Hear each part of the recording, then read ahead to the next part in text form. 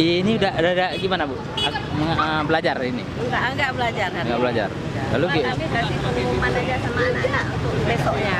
Oh gini. Nah, kami umumkan karena kan sekolah ini bukan diliburkan, cuma datang ke sekolah.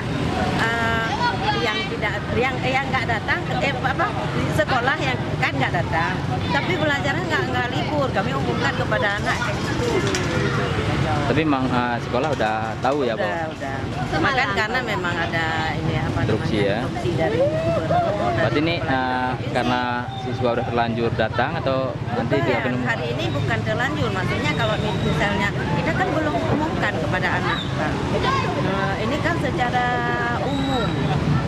Tapi secara khusus masing-masing sekolah kan kita belum umumkan kepada anak. Berarti nanti mau jelaskan pada ya, Jadi kami umumkan seperti apa, liburnya berapa lama, itu belum juga ada jawaban.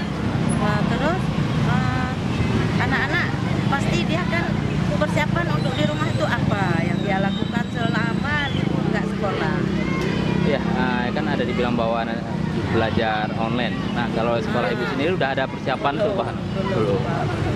Belum tahu seperti apa belajar online. Belum tahu. Cuman kalau anak-anak kami himbau kepada anak-anak di rumah jangan berkeliaran di luar, tapi memang betul-betul istirahat di rumah dan belajar di rumah. Yang kami mau umumkan kepada anak sekarang. Berarti berapa lama itu?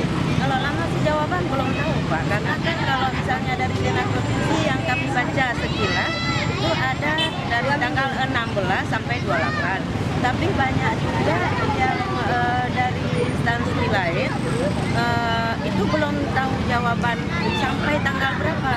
Karena kalau menghindari virus itu kan belum tahu, mungkin apa semakin parah ke depan ini kan kita belum tahu nih Pak.